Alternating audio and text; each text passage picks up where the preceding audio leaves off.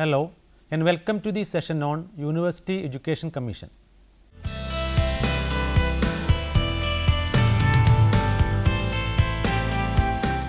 Problems of higher education exist in our country from pre-independence itself. Problems related to higher education in India are more non-educational than educational in character. Education in India has expanded enormously since independence. With the growing population, it is difficult for the country to educate such large numbers properly or successfully. After the USA and USSR, India is the third largest educational system in the world. It is becoming increasingly difficult to continue to operate the existing system of higher education in India. Some aspects, namely access, quality and equity, have been causing great concern. When countries are competing in the global world, quality in higher education is imperative. Without high quality, it is difficult for the Indian institutions, whether industry or education, to survive. To meet this situation, a number of methods are proposed. The ills of the Indian universities by no means is a new phenomenon. New problems regarding it emerge every year. Several committees and commissions had examined the scenario of the universities, especially during the post-independence period, and identified many problems in the then existing system and made recommendations to deal with them. These problems arise due to the two major factors encountered in the functioning of the university system. The first is its interaction with its external environment, and second is the dynamics within its internal environment. In a developing country aspiring for structural changes through democratic means, the university has crucial role to play as an agent of change. One of the rigidity of the Indian university is the unchanged and inflexible curricular structure. There is another aspect in which the Indian university has got grounded and is unable to keep step with the changing times. This is the issue of classification of knowledge into disciplines. The division of faculties and the organization of curricular programs are also traditionally along disciplinary line in most of the universities for years.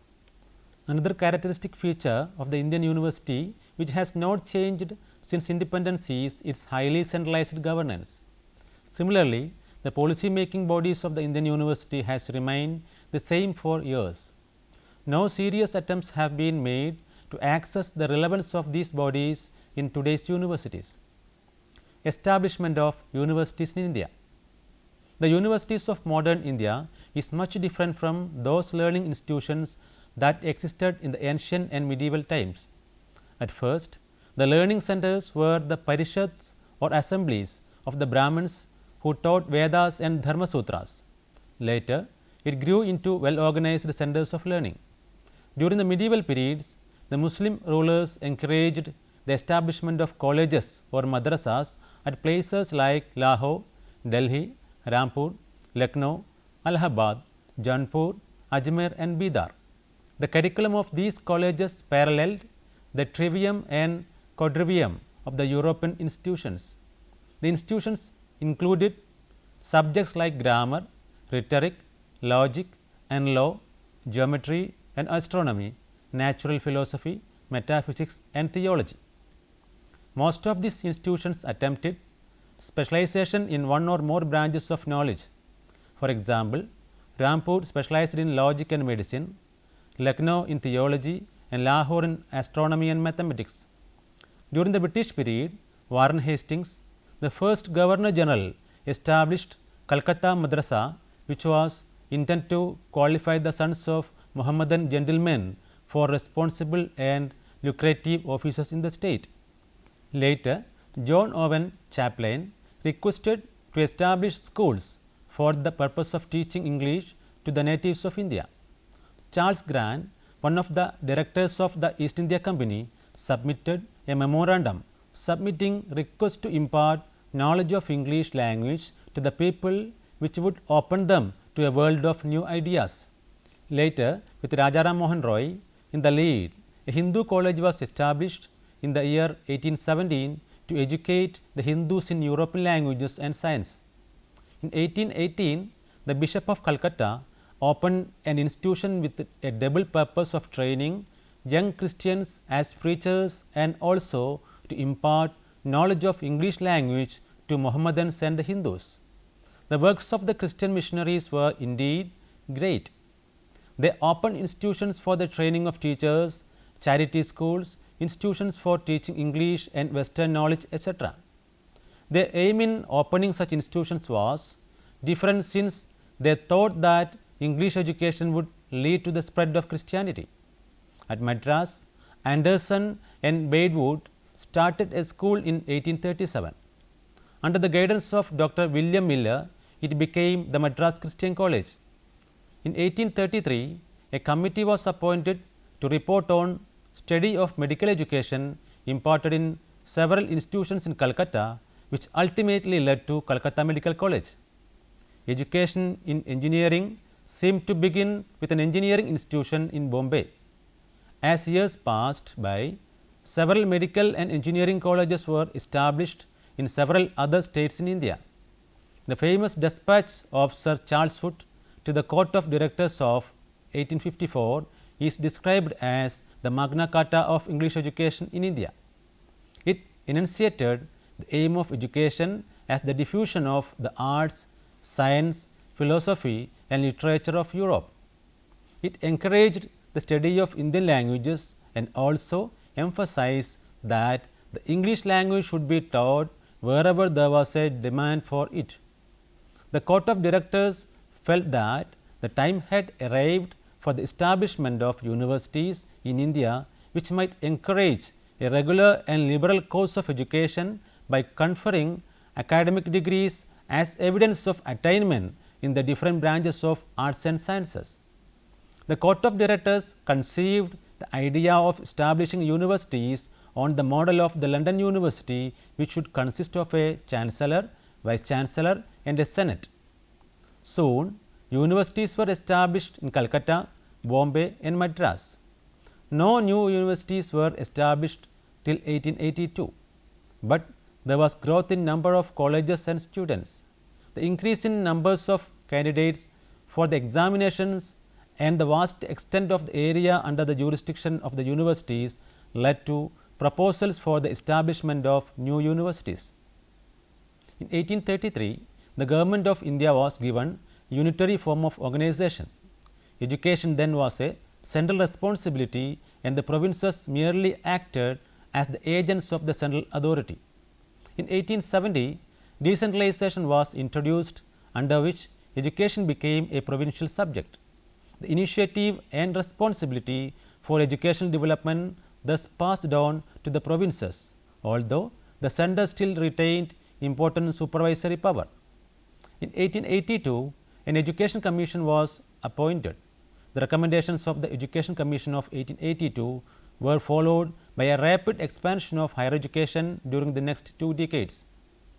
Lord Curzon saw the Indian universities had become outmodel and called an educational conference of the directors of public instruction in 1901 at Shimla and appointed the Indian Universities Commission 1902 for bringing out changes in the university education.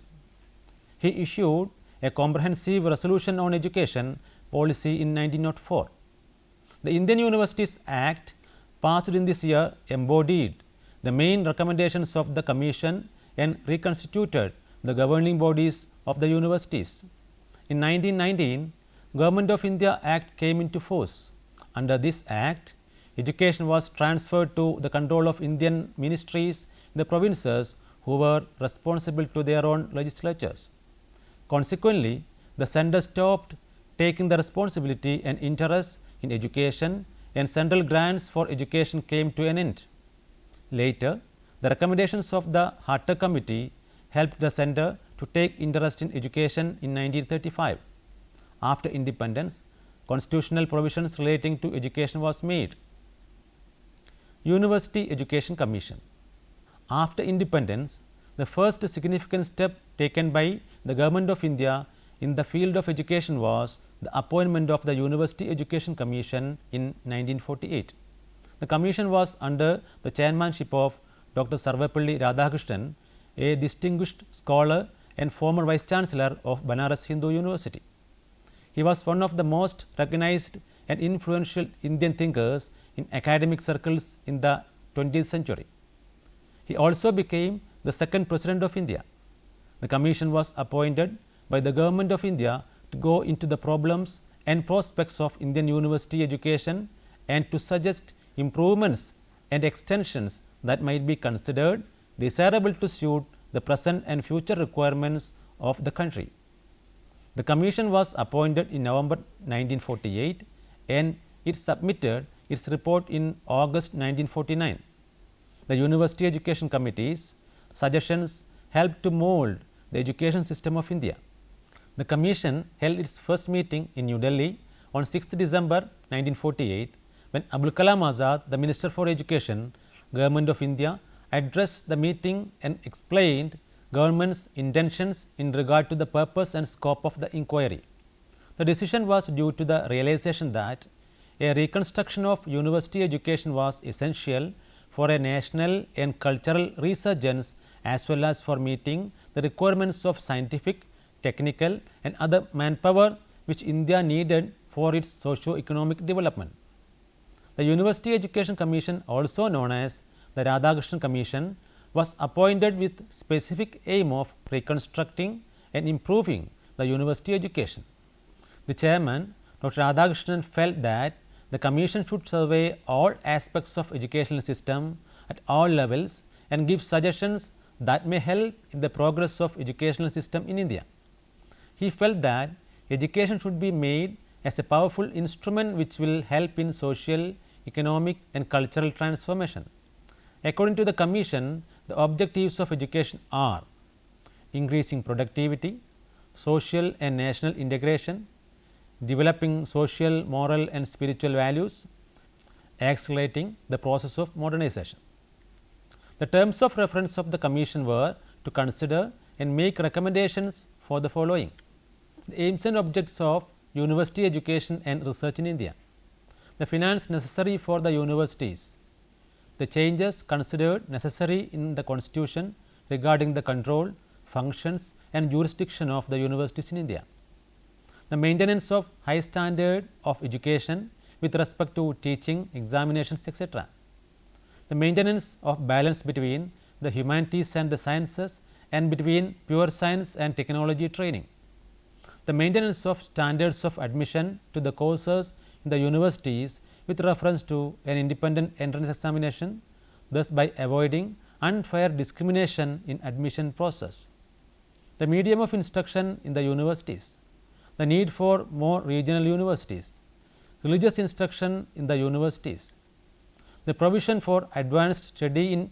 Indian culture, history, literature, languages, philosophy and arts, the organization of advanced research in all branches of knowledge in the universities and institutes of higher research in a well coordinated fashion, avoiding waste of effort and resources. The inquiry into all aspects of university education like the discipline of the students, the hostel, tutorial work, etc., the qualifications, conditions of service, salaries, privileges and functions of teachers and the encouragement of original research by teachers, the special problems of the Banaras Hindu University, the Aligarh Muslim University, the Delhi University and other institutions. The commission began its work with the distribution of 2,900 copies of questionnaire to the members of the Constituent Assembly, premiers and ministers of education in the provinces and states, vice chancellors of universities, directors of public instruction, heads of colleges and heads of department in universities, educationists, publicists and other prominent men throughout the country. The commission got help from all those who had shown interest in the problems related to university education.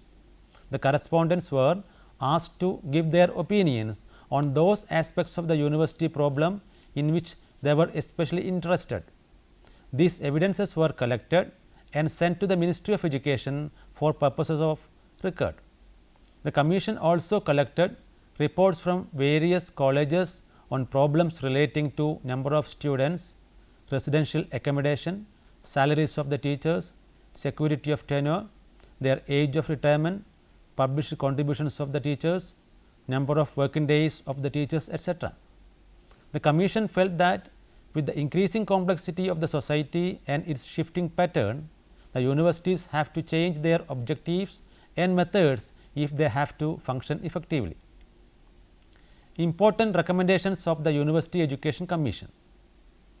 The recommendations of the Commission were based on the valuable evidence they collected and the constructive suggestions they received.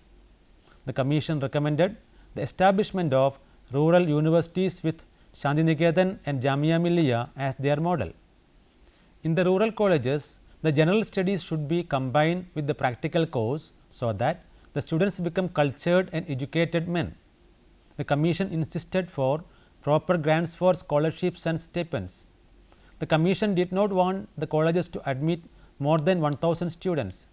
The Commission was very concerned about the education of people intending to take up teaching as their profession. It laid stress on improving the standards of the teaching profession. The Commission recommended remodeling of the courses of training colleges. There were to be 4 classes of teachers, professors, readers, lecturers and instructors. The general as well as specific interests of the students should be taken care of when the courses will be designed for the courses of the university level. The regulations for Master of Arts and Master of Science should be uniform in all universities of India. The admission procedure as well as the process for enrolling in PhD degree should be arranged on an all India basis. Fundamental research should be the primary step for a university. According to the recommendation of the University Education Commission, higher education should be imparted through the regional language with the option to use the federal language as the medium of instruction either for some subjects or for all subjects. The University Education Commission criticized the present system of examination and suggested the techniques in devising and constructing objective tests for the class examination in colleges and universities. It also recommended the standard of success at the various examinations which should be uniform in all universities. The system of grace mark should be abolished and viva voce examination should be employed only for professional and postgraduate degrees. Regarding the women education, the Commission suggested for providing the same facilities to the women colleges and universities as provided to men's colleges and universities. Recommendations regarding the administration and finance of the universities were the following. The university education should be placed in the concurrent list. A central grants committee should be established to take care of the allocation of grants for the universities. There should not be any university that is purely an affiliating type. The center should be responsible regarding matters of finance, coordination of facilities in special subjects, adoption of national policies, ensuring minimum standards of efficient administration and providing liaison between universities and national research laboratories and scientific surveys, etc. Recommendations regarding professional education. Teaching of agriculture. Some of the important recommendations suggested by the Commission with regard to the teaching of agriculture are the following. Agricultural education should be considered as a major national issue since India is an agrarian country and as far as possible it should be given in rural setting. Education in agriculture, its research and formulation should be handled by those who have first hand knowledge in the field. The study of agriculture in primary, secondary and higher education should be given to priority in national economic planning. The present agricultural colleges should be strengthened in equipment and the laboratories should be expanded. The Indian Council of Agricultural Research or ICAR should be supported and developed as a coordinating agency for all advanced agricultural research centers. Education of commerce. The University Education Commission studied the teaching of commerce and other commercial studies at various stages and recommended the following. Practical training should be given in the field of education of commerce. Once the students attain graduation in commerce, some of them should be specialized in profession like accountancy and receive practical training. The master's degree in commerce should not be bookish. Medical education. The Commission made the following recommendations in the field of medicine. The maximum admissions to a medical college should be 100. History of medicine with special reference to Indian system should be taught in the first degree course in medicine. Facilities for research studies in this particular field should also be provided. Public health and nursing should be given importance. Education of engineering and technology. The Commission felt the need for greater number of engineers and technologists in the country. It considered the existing engineering colleges as assets of the country. So, the Commission put forward the following suggestions. Steps should be taken to improve the usefulness of the existing engineering colleges. New colleges should be made as to the types of engineering services needed in India. The number of such colleges should be increased for training foremen, craftsmen, draftsmen, overseers, etc. Wherever possible, the colleges for engineering should be upgraded for postgraduate training and research in selected subjects. Engineering colleges should not be controlled by ministries or government departments, but by the universities. Legal education. The Commission put forward the following suggestions. The law colleges should be thoroughly reorganized. Students pursuing degree courses in law should not be permitted to carry on other degree courses simultaneously. Opportunities for research should be made available in every law faculty. Conclusion. The report of the Commission was drafted and published before the finalization of the Constitution of India and its inauguration on 26 January 1950. Hence, there is no possibility of inclusion of terms like socialism, secularism, national and emotional integration and fundamental rights in the report. The Commission's report is a document of great importance as it has guided the development of university education in India since independence.